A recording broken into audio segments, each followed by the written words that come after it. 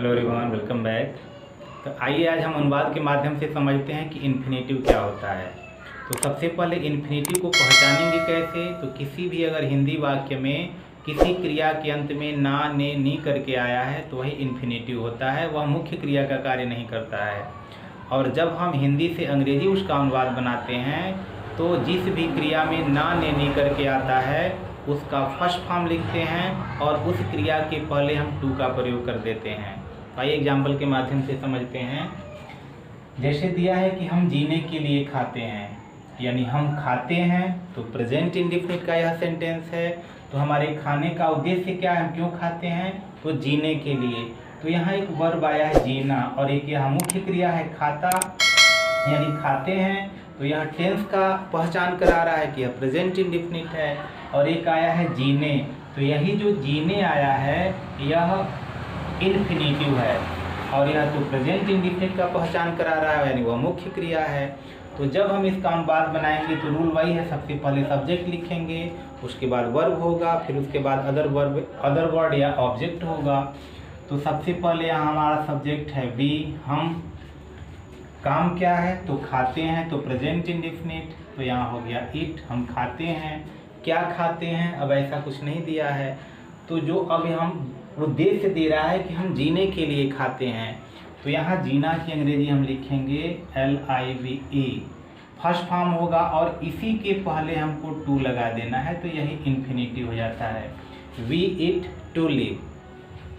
तो अब यहाँ देखिए सब्जेक्ट वी हो गया, मुख्य क्रिया यानी वर्ब हमारा हुआ इट, और यहाँ जो टू लिव है वह ऑब्जेक्ट के रूप में प्रयोग किया गया है, यानी वी इट टू लिव, हम जीने के लिए खाते हैं।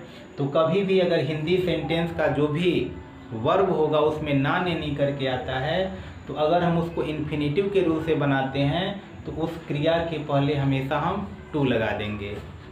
फिर अगला सेंटेंस है कि वह तुमसे मिलना चाहती है, यानी वह चाहती है, क्या चाहती है, तो तुमसे मिलना चाहती है। तो फिर यहाँ प्रेजेंट इंडेफिनिट है, तो अगर इसका अनुवाद बनाते हैं तो ये हो जाएगा शी। फिर यहाँ प्रेजेंट इंडेफिनिट, तो चाहती है, तो चाहना की अंग्रेजी हो जाएगी वांट। सी सिंगुलर नंबर में है इसलिए वर्ब भी सिंगुलर नंबर हो जाएगा। तो सी वांट्स, वह चाहती है, क्या चाहती है, तो मिलना चाहती है। तो अब यहाँ हो जाएगा टू, अब यहाँ हो जाएगा मीट।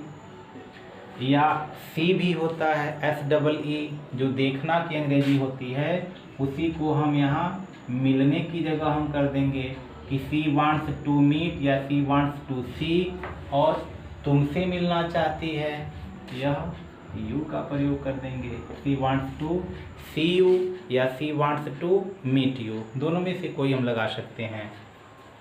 तो फिर यहाँ मिलना यह इन्फिनेटिव है, तो मीट लगाते हैं, उसके भी पहले हम टू लगा सकते हैं, और सी का भी यहाँ जो सेंस है वह मिलने से ही है, देखने से नहीं है, तो इसके भी पहले हम टू लगा करके इस सेंटेंस का अनुवाद कर सकते हैं कि she wants to see you या she wants to meet you. फिर अगला सेंटेंस है कि हम उससे मिलने के लिए उत्सुक हैं, यानी हम उत्सुक हैं, काहे लिए उत्सुक हैं, तो उससे मिलने के लिए उत्सुक हैं। तो अगर इसका अनुवाद बनाते हैं तो ये हो जाएगा कि वी, अब यहाँ क्रिया नहीं है, तो क्रिया नहीं है तो सहायक क्रिया का प्रयोग करेंगे। तो अब यहाँ हो जाएगा आर, अब यहाँ हो गया उत्सुक हैं, तो इसका अंग्रेजी होता है ईगर। तो हम सब उससे मिलने के लिए उत्सुक हैं, तो वी आर ईगर, हम उत्सुक हैं, काहे लिए उत्सुक हैं, तो उससे मिलने के लिए।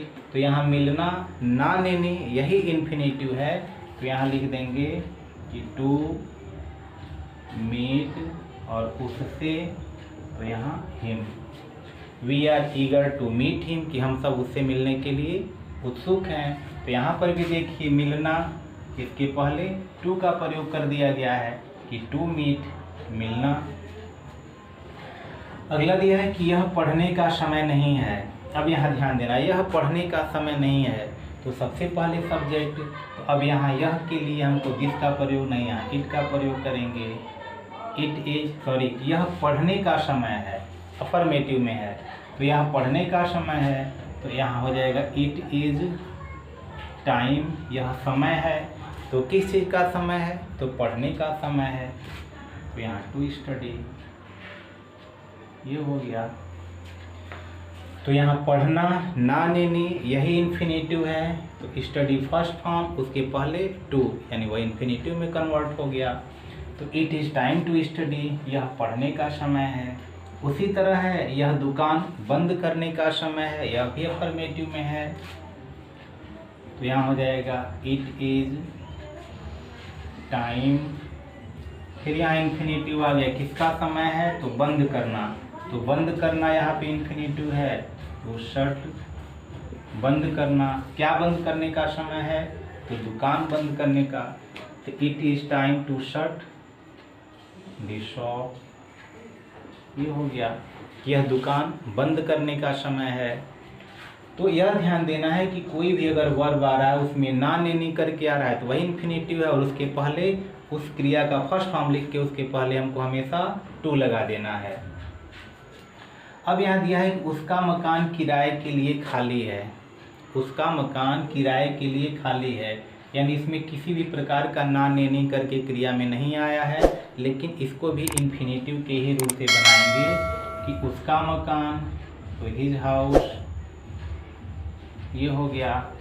खाली है, तो अब किराए के लिए खाली है, तो पहले है, अब क्या है? तो किराए के लिए खाली। इस पूरा की अंग्रेजी हम एक साथ लिखेंगे तो उसकी अंग्रेजी होती है LET, और उसके पहले टू लगा देना है। तो टू लेट, यानी किराए के लिए खाली। तो उसका मकान, हिज हाउस, इज है, क्या है? तो किराए के लिए खाली, इसके लिए केवल हम टू लेट का प्रयोग करते हैं। फिर अगला सेंटेंस, सुबह में टहलना स्वास्थ्य के लिए लाभदायक होता है। सुबह में टहलना, तो यहाँ तो सब्जेक्ट था हिज हाउस, यहाँ सब्जेक्ट है इट, यहाँ भी इट, यहाँ सब्जेक्ट वी, यहाँ सी, यहाँ वी। अब यहाँ सब्जेक्ट ढूंढना है कि सुबह में टहलना स्वास्थ्य के लिए लाभदायक होता है। तो यहाँ कोई सब्जेक्ट नहीं दिखाई दे रहा है, आखिर कौन टहलेगा? किसी का मेंशन नहीं किया गया है। तो इसी को बना दिया है कि सुबह में टहलना, तो यही जो टहलना है यही यहाँ पे सब्जेक्ट बन जाएगा। तो इसको अगर लिखते हैं तो ये हो जाएगा टू वॉक, यही सब्जेक्ट का कार्य करेगा, टू वॉक। अब कब टहलना? तो सुबह में, तो ये हो जाएगा इन द मॉर्निंग, ये हो गया इन द मॉर्निंग। उसके बाद अब इसके अनुसार सहायक क्रिया, क्योंकि मुख्य क्रिया नहीं है तो सहायक क्रिया के रूप में तो है, इसके लिए हम इज लगा देंगे सिंगुलर नंबर में। तो क्या है? तो लाभदायक है, तो लाभदायक की अंग्रेजी लिख देंगे बेनिफिशियल। तो to walk in the morning is beneficial, लाभदायक है। किसके लिए लाभदायक होता है? तो स्वास्थ्य के लिए लाभदायक होता है। यहाँ लिखेंगे फॉर हेल्थ, ये हो गया फॉर हेल्थ, स्वास्थ्य के लिए लाभदायक होता है। तो यहाँ देखिए टहलना, तो यहाँ पे जो टहलना है वही सब्जेक्ट का कार्य कर रहा है कि to walk in the morning, कि सुबह में टहलना इज बेनिफिशियल फॉर हेल्थ। फिर अगला सेंटेंस उसी प्रकार है कि धूम्रपान करना स्वास्थ्य के लिए हानिकारक होता है। कि धूम्रपान करना, यहाँ पर भी अब कौन धूम्रपान करता है? इसका कोई भी सब्जेक्ट नहीं दिया है, तो धूम्रपान करना ही सब्जेक्ट का कार्य करेगा। तो यहाँ हो जाएगा टू स्मोक, टू स्मोक। धूम्रपान करने का मतलब है सिगरेट पीना हो सकता है, दारू पीना हो सकता है, जो भी सारी चीज़ें हो सकती हैं, ये शराब पीना। तो यहाँ सीधे धूम्रपान करना है, तो यहाँ पे स्मोक इसके लिए प्रयोग करते हैं। तो ये हो जाएगा टू स्मोक, धूम्रपान करना इसमें पूरा हो जाएगा। अब यहाँ टू स्मोक, उसके बाद तुरंत हमको, क्योंकि यह सब्जेक्ट का कार्य किया, इसके बाद तुरंत हमारा सहायक क्रिया लगना है। तो यहाँ हो गया इज, होता है, क्या होता है? तो हानिकारक होता है। अब हानिकारक की अंग्रेजी लिखेंगे इंजूरियस, ये हो गया इंजूरियस। अब किसके लिए? तो स्वास्थ्य के लिए, यहाँ टू का प्रयोग होता है। तो इंजूरियस के साथ टू का प्रयोग करते हैं। तो to smoke is injurious to health. अब ये कहेंगे कि यह इन्फिनेटिव है, इन्फिनेटिव नहीं है, यहाँ यह इंजूरियस के साथ जो प्रीपोजिशन का प्रयोग होता है वह टू है, इसलिए यहाँ पे टू का प्रयोग किया गया है। अगला सेंटेंस है कि तिरंगे का सम्मान करना हमारी जिम्मेदारी है। तो तिरंगे का सम्मान करना, तो यहाँ पर भी जो हमारा वर्ब होगा कि सम्मान करना, रिस्पेक्ट या ऑनर दोनों हो सकता है, या इट के भी प्रयोग से हम बना सकते हैं। तो यहाँ हो सकता है कि इट इज, यह है, क्या है, तो हमारी जिम्मेदारी है, यानी तिरंगे का सम्मान करना हमारी जिम्मेदारी है। तो इट इज क्या है, तो हमारी जिम्मेदारी है, तो यहाँ हो जाएगा कि आवर रिस्पॉन्सिबिलिटी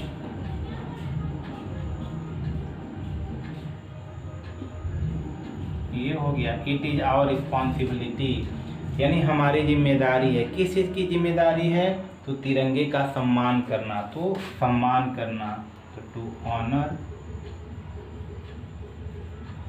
टू ऑनर। अब किसका सम्मान करना, तो तिरंगे का, तो दी ट्राई कलर, COLOR या COLOUR दोनों हो सकता है। It is our responsibility to honour the try colour.